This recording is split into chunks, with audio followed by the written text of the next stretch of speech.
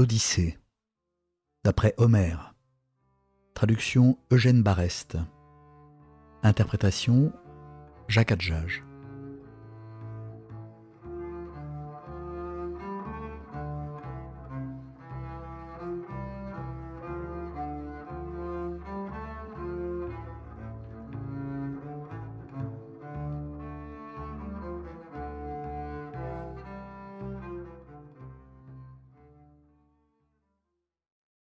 Premier chant.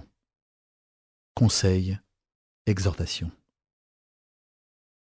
Muse, chante ce héros, illustre par sa prudence, qui longtemps erra sur la terre après avoir détruit la ville sacrée de Troie, qui parcourut de populeuses cités, s'instruisit de leurs mœurs, et fut, sur les mers, en proie aux plus vives souffrances pour sauver ses jours et ramener ses compagnons dans leur patrie. Mais malgré tous ses efforts, il ne put les y conduire, et ils périrent, victimes de leur imprudence. Les insensés osèrent se nourrir des troupeaux consacrés au céleste soleil, et ce Dieu leur enleva la journée du retour. Déesse, fille de Jupiter, raconte-nous quelques-unes de ces aventures.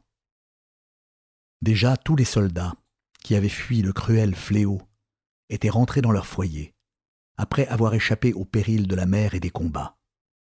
Un seul, cependant, désirant revoir son épouse et sa patrie, était retenu dans les grottes profondes de la nymphe Calypso, la plus auguste de toutes les déesses, qui souhaitait l'avoir pour époux.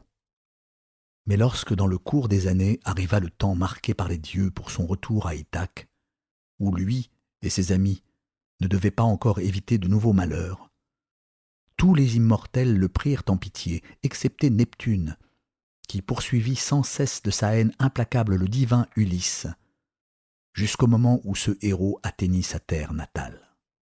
Neptune s'était rendu chez les Éthiopiens, habitants des terres lointaines, chez les Éthiopiens qui, placés aux extrémités du monde, sont séparés en deux nations, l'une tournée vers l'Occident et l'autre vers l'Orient. Là, parmi les hécatombes de taureaux et de béliers, il assistait joyeux à leur festin. Les autres divinités étaient rassemblées sur les sommets de l'Olympe, dans les palais de Jupiter. Le père des hommes et des dieux, le premier de tous, fait entendre sa voix. Il songeait à la destinée du bel Égiste, que venait d'immoler le fils d'Agamemnon, l'illustre Oreste. Plein de ce souvenir, il adresse ces paroles aux immortels. Hélas, les hommes osent accuser les dieux. Ils disent que leurs mots viennent de nous, tandis que malgré le destin, ils souffrent, par leur propre folie, tant de douleurs amères. Ainsi, Égiste, s'opposant à la destinée, s'unit à l'épouse d'Atride et tua ce héros à son retour. Il n'ignorait cependant pas sa triste fin. Pour la lui annoncer, nous lui envoyâmes Mercure, le prudent meurtrier d'Argus, qui lui dit de ne point immoler Agamemnon et de respecter son épouse, car Oreste les vengerait un jour, lorsqu'entré dans l'adolescence, il désirerait posséder l'héritage de ses pères. Ainsi parla Mercure, mais ses sages conseils n'allèrent point à l'âme d'Égiste, et maintenant il expie tous ses crimes. Minerve, aux yeux d'azur, lui répondit aussitôt. « Ô fils de Saturne, notre père, le plus puissant des rois, oui, sans doute, cet homme a péri d'une mort justement méritée. Meurt ainsi tout mortel coupable de tels attentats.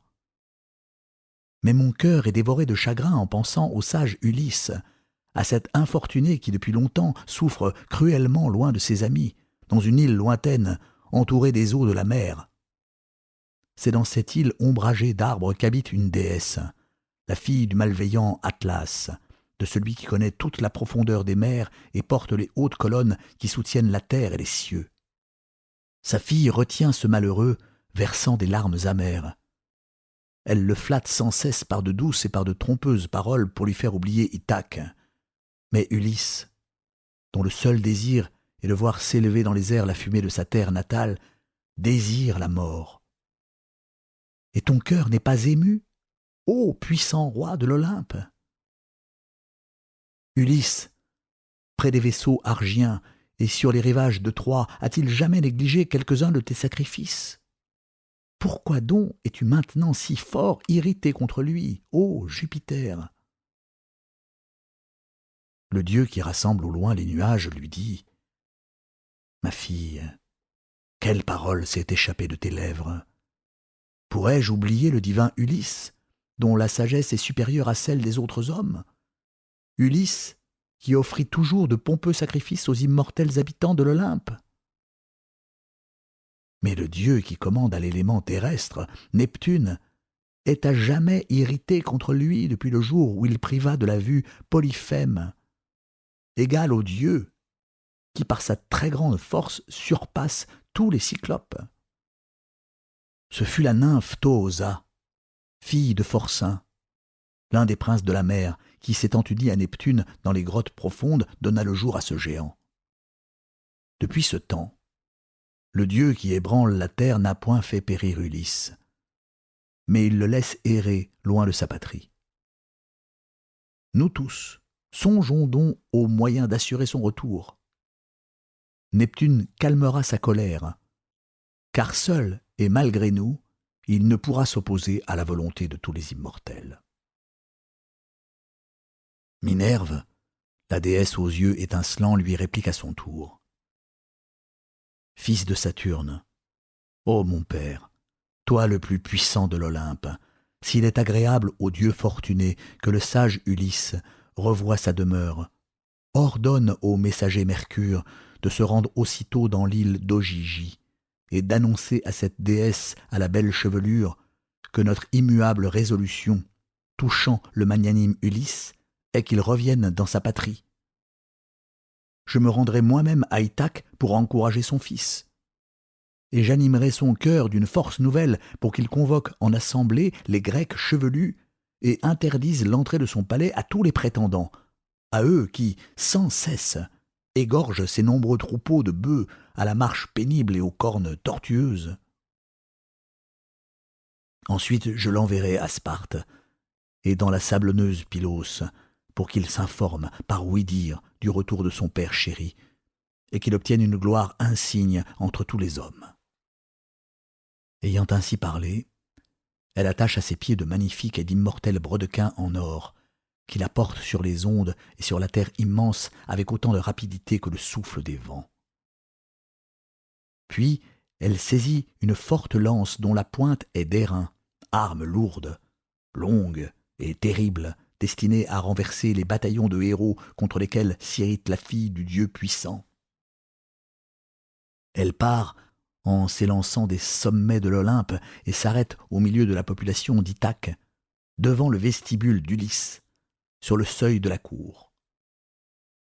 La déesse, sous les traits de l'étranger Mentès, roi des Taphiens, tient entre ses mains sa lance redoutable. Elle trouve les fiers prétendants se livrant au jeu de dés, couchés sur des peaux de bœufs qu'ils avaient immolés eux-mêmes. Des héros et des serviteurs actifs s'empressaient, les uns de mêler le vin et l'eau dans les cratères, les autres de nettoyer les tables avec des éponges douées et poreuses, de les mettre en place et de diviser les viandes par morceaux. Le premier qui aperçoit au loin la déesse est Télémaque, semblable à un dieu. Assis parmi les prétendants à la main de sa mère, son cœur est dévoré de chagrin.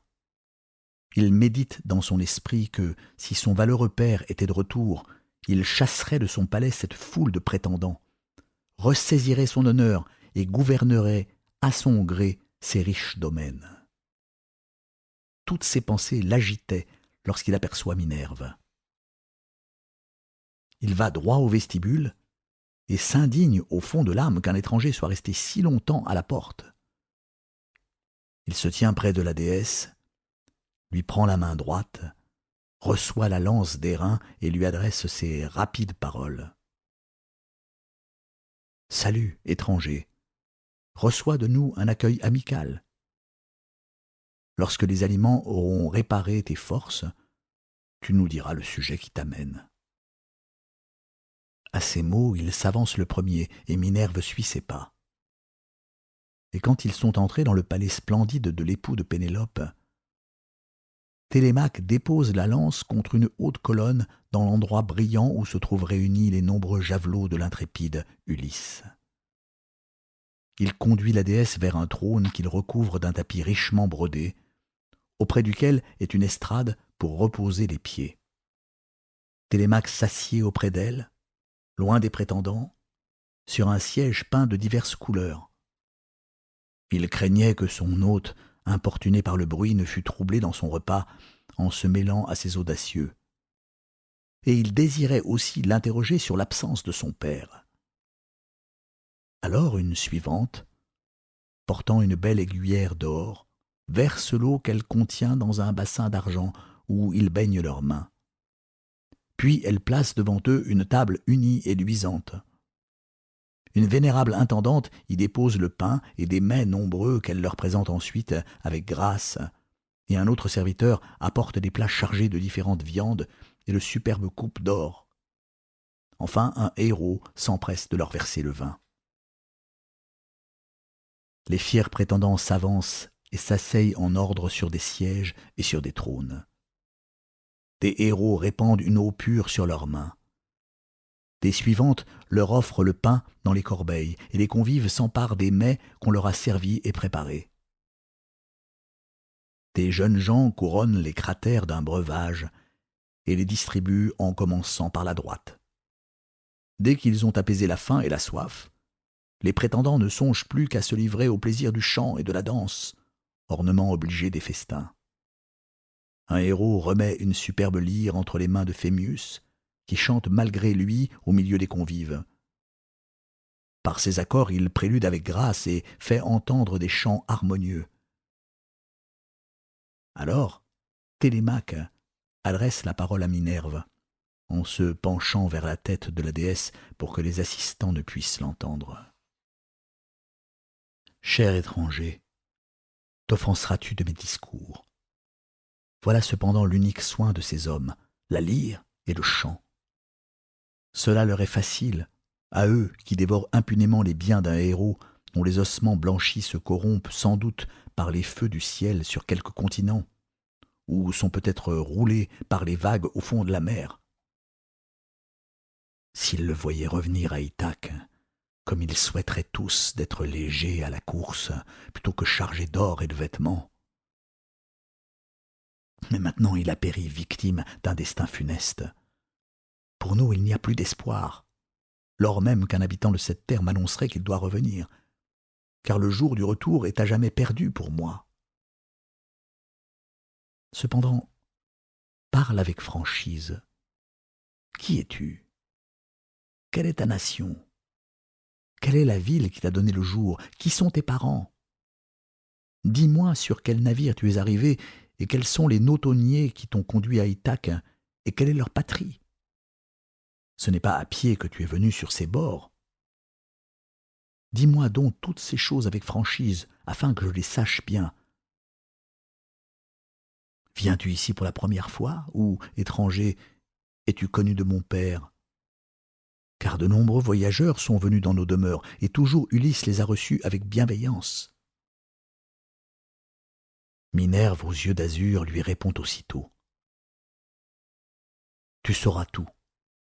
Je m'honore d'être Mentès, fils du belliqueux Anchial, et je règne sur les Taphiens, peuple qui sans cesse parcourt les mers. J'arrive en ces lieux sur un de mes navires avec mes compagnons, et sillonnant le noir océan, je vais à Tamèse, chez des peuples étrangers, pour échanger de l'airain contre du fer brillant. J'ai laissé mes vaisseaux non loin de la ville, dans le port de Rétron, au pied du mont Néius qu'ombragent les forêts. Félicitons-nous d'être depuis longtemps des hôtes de famille, et tu l'apprendras en interrogeant le vieux Laërte. On dit que ce héros ne se rend plus à la ville, mais que, livré à la douleur, il vit solitaire dans ses champs avec une vieille suivante qui lui prépare ses aliments et ses breuvages lorsqu'il a parcouru lentement, les membres brisés de fatigue, ces vignes fécondes. J'aborde aujourd'hui en cette île parce qu'on m'a dit que ton père était au milieu des siens. mais les dieux l'égarent encore dans sa route. Non, le divin Ulysse n'a point quitté la terre. Il est retenu, vivant, dans une île lointaine au milieu de la mer. Des hommes cruels le tiennent peut-être captif, et des barbares l'arrêtent malgré ses désirs.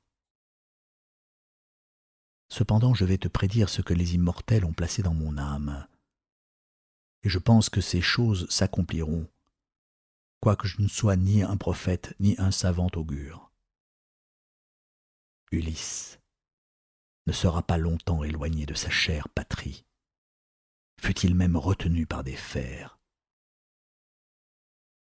Il trouvera toujours les moyens de revenir en ces lieux, car il est très habile. Mais à ton tour, dis-moi si tu es vraiment le fils d'Ulysse. Certes, par ta tête et par tes beaux yeux, tu es en tout semblable à ce héros.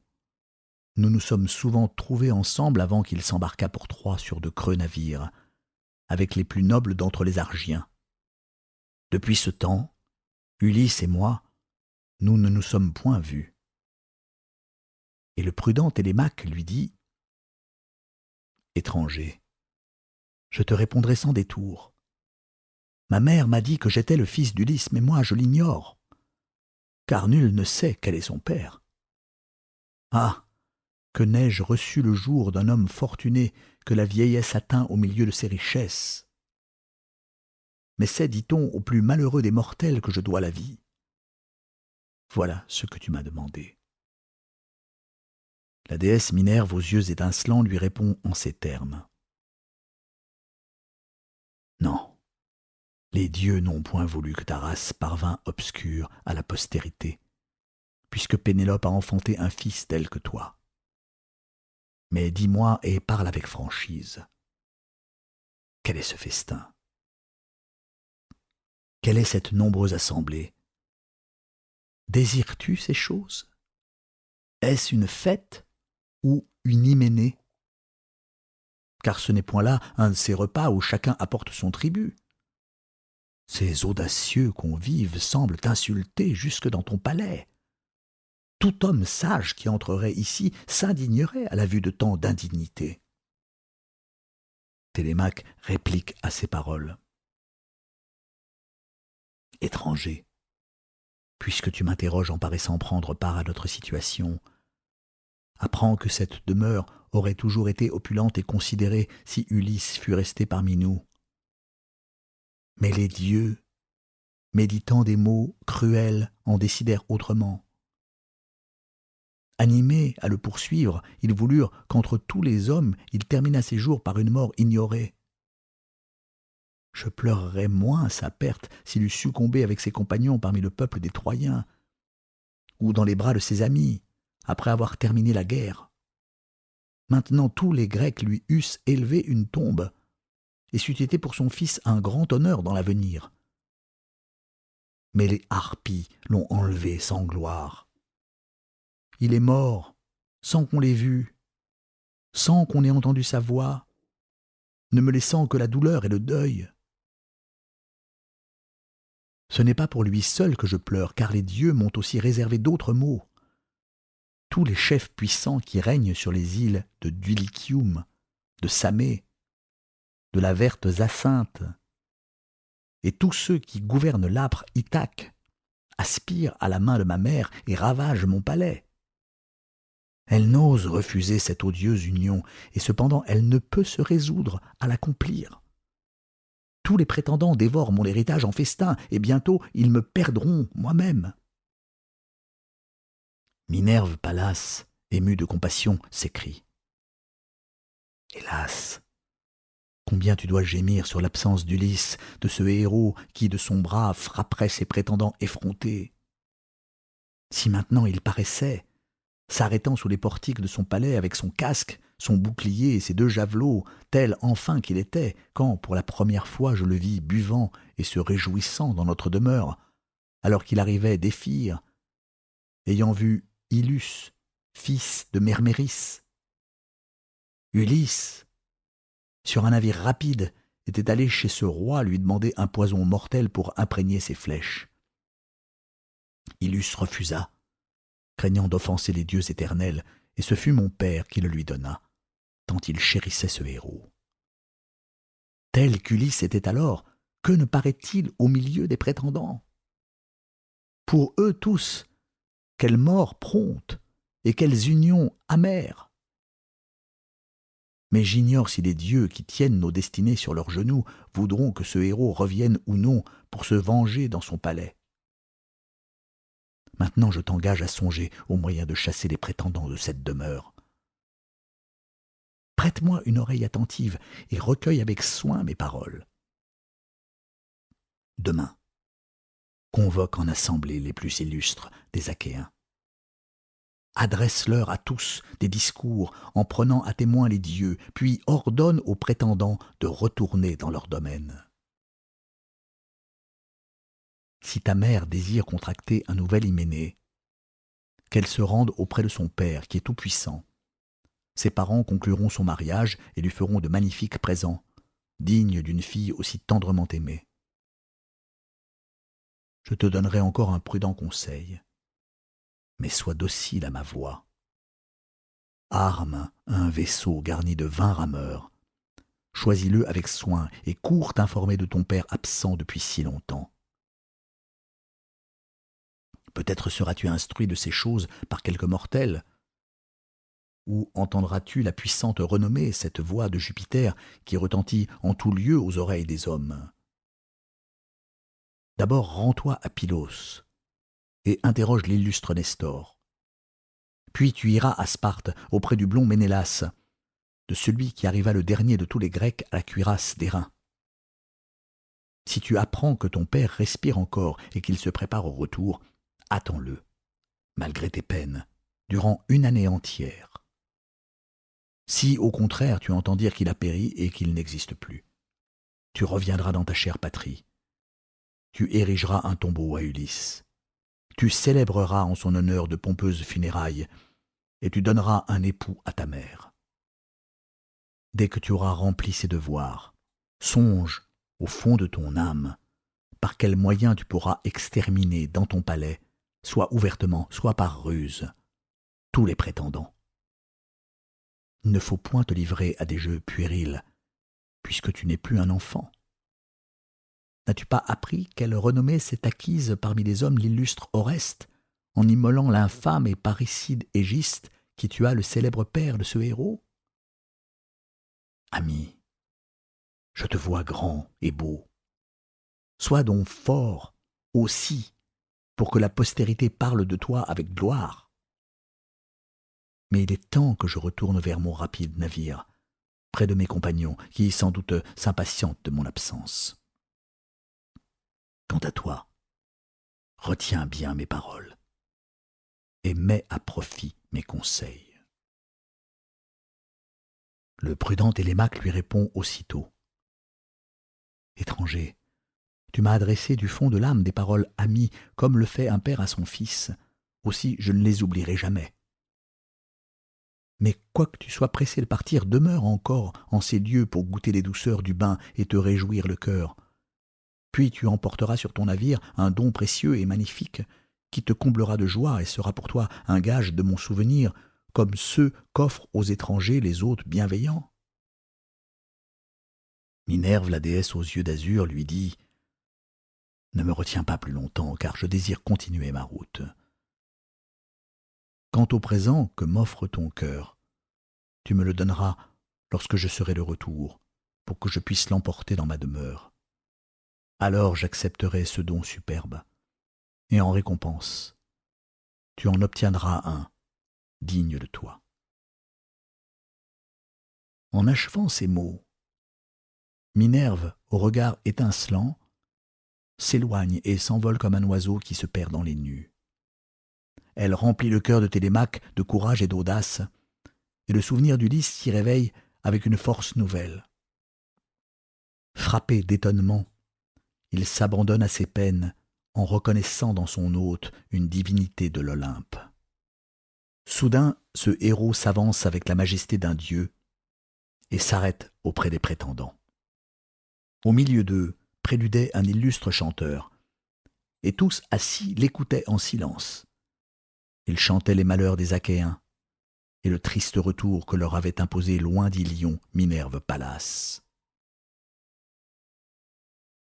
Retirée dans un appartement supérieur, la sage Pénélope, fille d'Icare, recueille en son âme ses chants sacrés.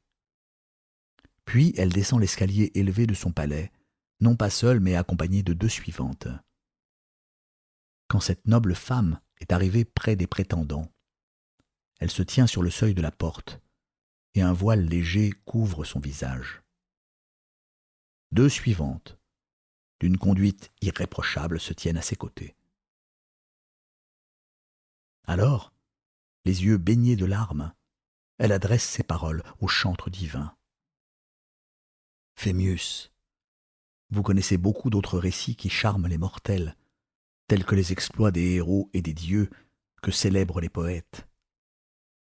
Chantez donc une de ces actions mémorables, tandis que les hommes boivent le vin en silence.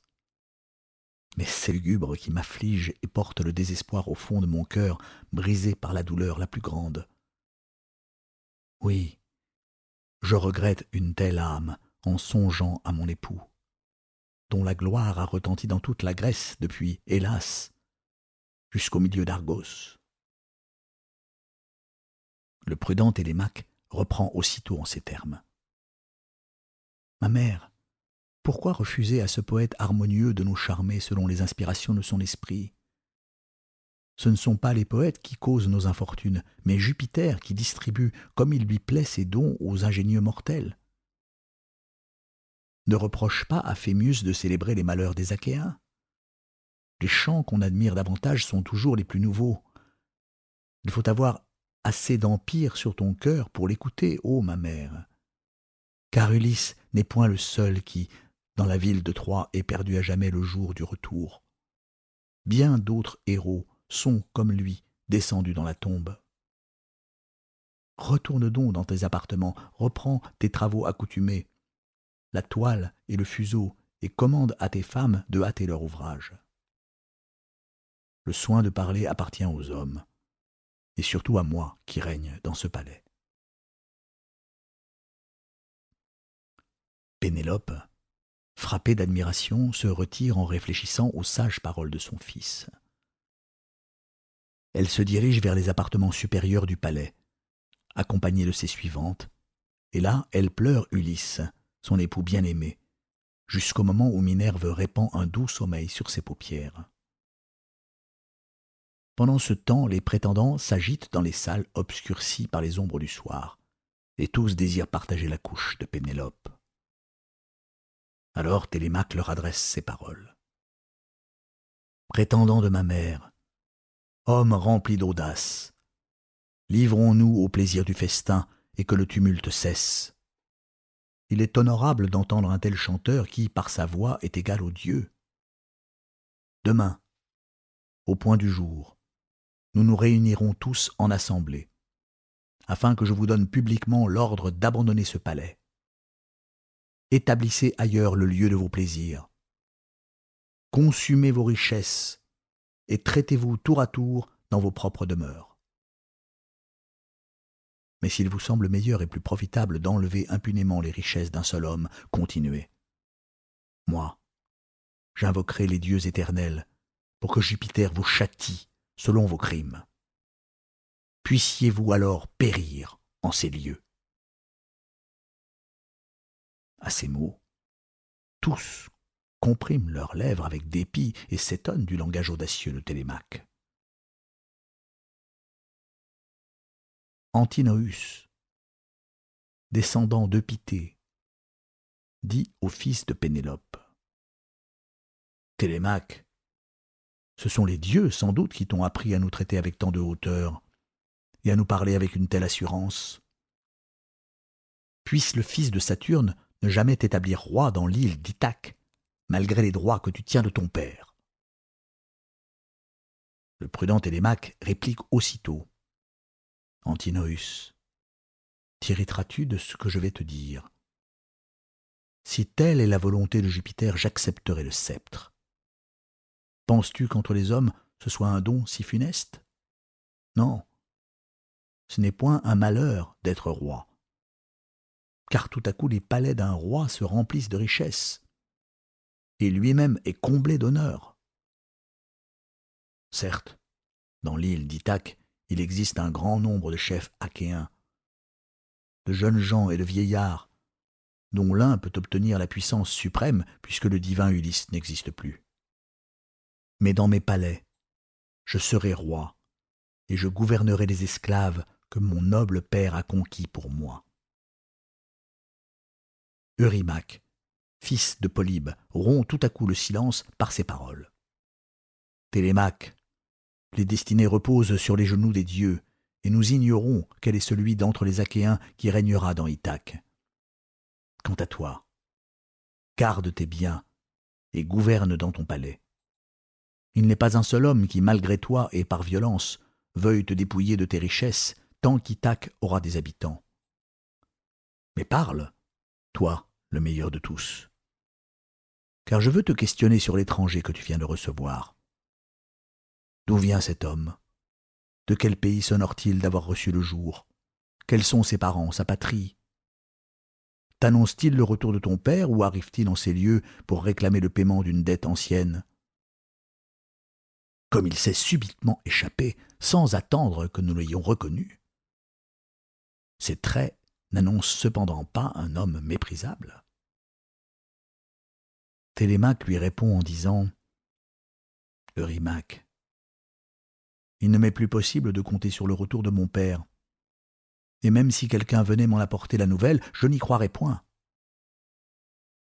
Maintenant, je n'attache aucune valeur aux prédictions que recueille ma mère en appelant des devins dans ce palais. Cet étranger est un hôte paternel qui réside à Taphos. Il s'honore d'être Mentès, fils du sage Anchial, et il règne sur les Taphiens, peuple qui, sans cesse, parcourt les mers. Ainsi parle Télémaque, quoique dans son esprit il ait reconnu l'immortelle déesse. Les prétendants continuent à goûter les délices du chant et de la danse jusqu'à l'arrivée des ténèbres. La nuit sombre les surprend qu'ils sont encore à se réjouir.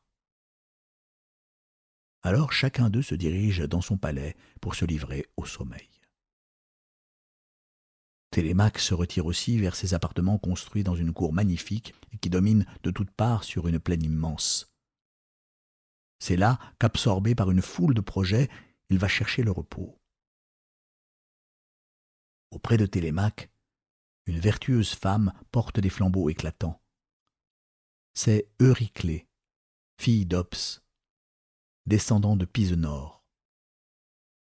Jadis, lorsqu'elle était au printemps de son âge, Laërte l'acheta et donna 20 taureaux pour l'obtenir. Mais il l'honora toujours dans son palais comme une chaste femme, et il n'osa jamais partager sa couche, tant il redoutait le courroux de son épouse. C'est elle qui porte en ce moment les flambeaux étincelants. Euryclée aimait Télémaque plus que toutes les autres suivantes du palais parce qu'elle avait élevé ce jeune prince dès sa plus tendre enfance. Elle ouvre les portes de la riche demeure. Télémaque s'assied sur son lit, quitte sa molle tunique et la remet entre les mains de cette vénérable femme, qui la plie avec soin et la suspend à une cheville près du lit. Puis elle se hâte de sortir des appartements en tirant la porte par un anneau d'argent et en lâchant le loquet au moyen d'une courroie. Là, durant la nuit entière, Télémaque, recouvert de la fine toison des agneaux, réfléchit au voyage que lui conseille Minerve.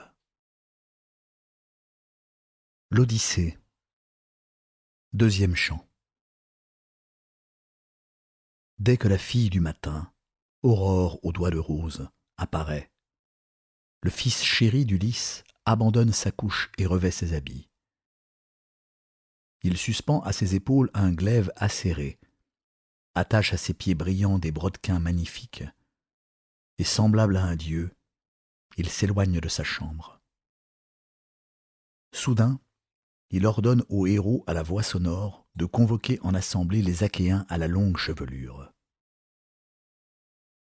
Les héros obéissent, et les citoyens se rassemblent aussitôt. Lorsqu'ils sont arrivés et que tous ont pris place, Télémaque se rend à l'assemblée, tenant dans sa main une lance d'airain. Il n'est point seul. 2 chiens agiles suivent ses pas. Minerve répand autour de lui une grâce divine, et la foule contemple avec admiration le jeune Télémaque qui s'avance. Il se place sur le siège de son père, et les vieillards se rangent à ses côtés. Le héros Égyptius parle le premier.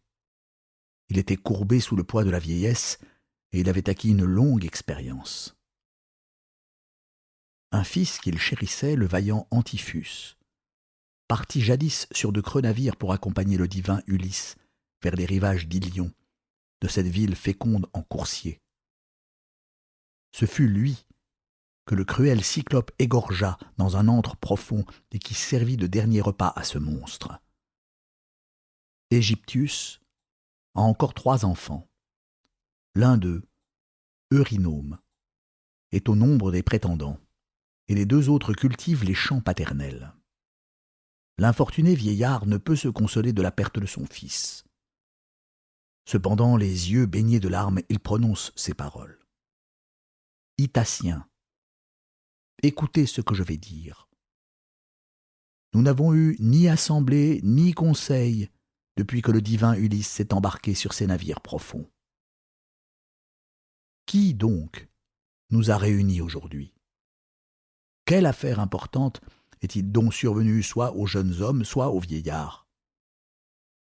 Quelqu'un aurait-il entendu dire que l'armée était de retour, et prétend-il nous faire connaître celui qui a reçu cette nouvelle le premier?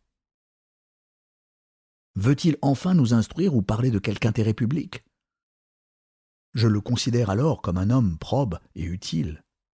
Puisse Jupiter accomplir favorablement les desseins que son esprit a conçus. » Il dit.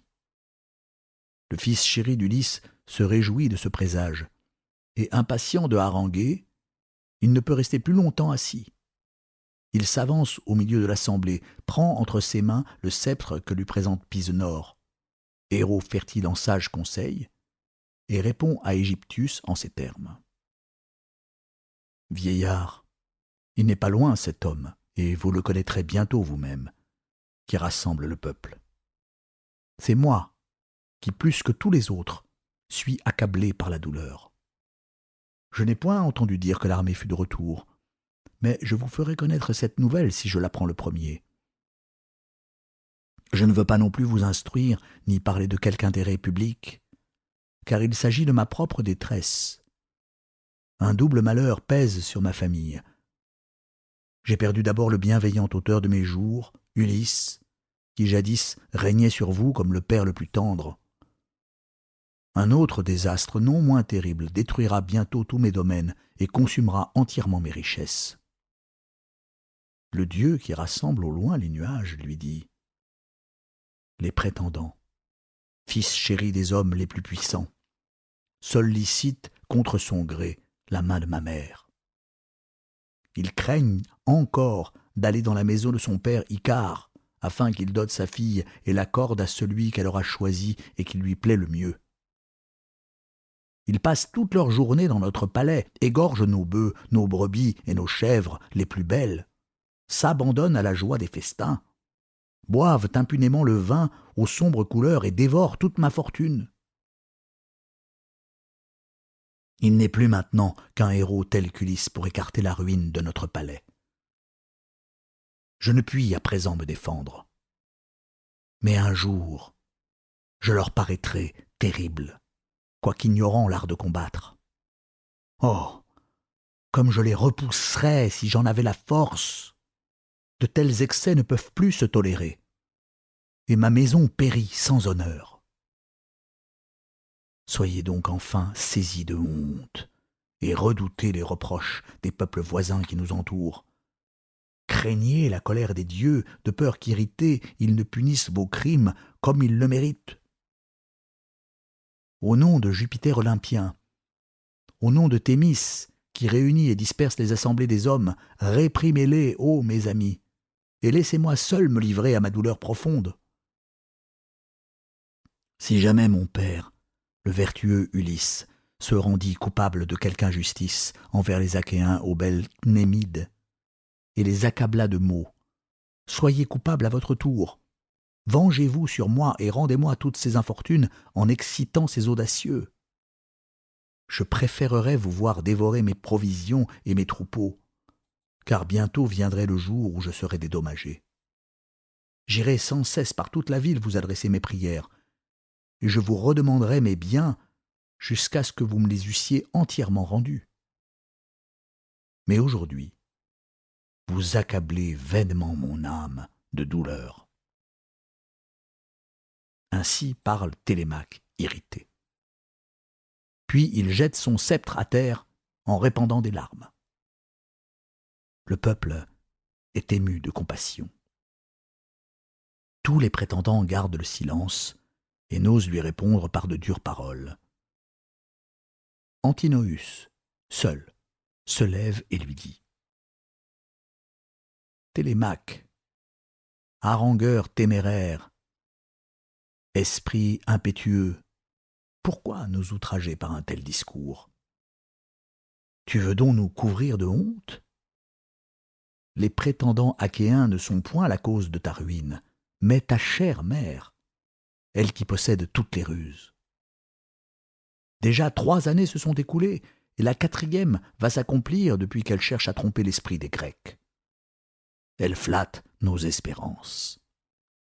Elle fait à chacun de nous des promesses, mais dans son âme, elle conçoit d'autres desseins. Voici le nouveau stratagème que son esprit lui a suggéré. Elle s'est mise dans son palais à tresser une toile d'un tissu délicat et d'une grandeur immense.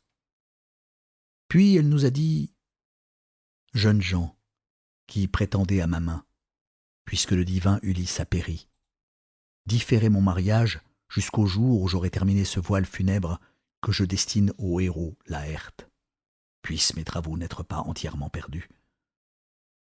Lorsque le triste destin l'aura plongé dans le long sommeil de la mort, afin qu'aucune femme parmi le peuple des Achéens ne s'indigne contre moi, s'il reposait sans linceul celui qui posséda tant de richesses. » C'est ainsi qu'elle parlait, et nos âmes généreuses se laissaient persuader. Durant le jour, elle tissait cette grande toile. Mais le soir, à la lueur des flambeaux, elle détruisait son ouvrage. Ainsi, pendant 3 années, elle se cacha au moyen de cette ruse et parvint à persuader les Grecs. Mais enfin, à la 4e année, vint le jour où une femme bien instruite nous fit cette confidence. Nous trouvâmes Pénélope défaisant sa magnifique toile. Alors elle l'acheva, malgré elle, et par force. Télémaque, voici maintenant ce que les prétendants te déclarent, afin que tu le saches bien au fond de ton âme, et qu'aucun d'entre les Achéens ne l'ignore. Renvoie ta mère, ordonne-lui d'épouser celui que désignera son père, et qui lui plaira. Mais, si elle fatigue longtemps encore les fils de la Grèce, en suivant les conseils de Minerve qui l'instruisit dans les travaux splendides, qui lui inspira de prudentes pensées et d'heureux stratagèmes, tels que nos ancêtres, les Achéens à la belle chevelure, ne rapportèrent jamais rien de semblable. Même en citant les femmes qui vécurent autrefois, Alcmène, Tyro et Mycène au front ceint d'une superbe couronne, car aucune d'elles ne se servit de ruse égale à celle de Pénélope. Si, dis-je, elle persiste, ce qui n'est ni permis ni convenable. Nous dévorerons ton héritage et tes biens, tant qu'elle conservera la pensée que les dieux ont mise en son âme. Elle obtiendra sans doute une grande gloire, mais toi, tu regretteras tes richesses.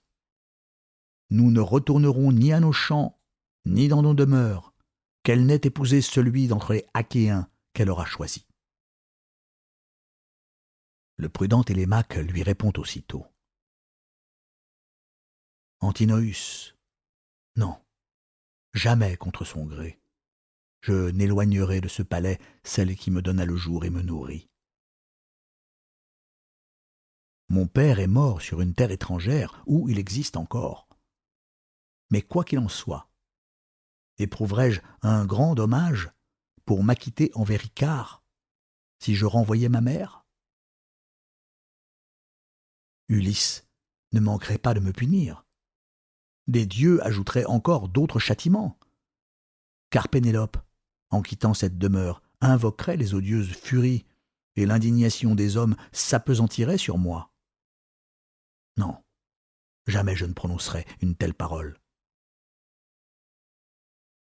Si votre âme est indignée, sortez de chez moi. Disposez ailleurs vos festins, et consumez vos richesses en vous traitant tour à tour dans vos propres palais. Mais s'il vous semble meilleur et préférable de dévorer impunément l'héritage d'un seul homme, continuez. Moi, j'invoquerai les dieux éternels pour que Jupiter vous châtie selon vos crimes. Puissiez-vous alors, dans ces demeures, périr sans vengeance. Ainsi parle Télémaque. Tout à coup, Jupiter, dont la voix retentit au loin, fait voler 2 aigles du sommet élevé de la montagne. Pendant quelques instants, ces oiseaux s'abandonnent au souffle des vents en se tenant l'un près de l'autre et en étendant leurs ailes. Mais dès qu'ils planent au-dessus de la bruyante assemblée, ils volent en cercle, agitent leurs ailes épaisses et ils promènent leurs regards sur les têtes des prétendants comme pour leur prédire la mort. On les voit aussitôt se déchirer avec leurs serres la tête et le cou et s'envoler à droite en traversant le palais et la ville des Hitaciens. Tous les assistants admirent les aigles qu'ils ont vus de leurs propres yeux et méditent en leur âme sur ce qui doit s'accomplir.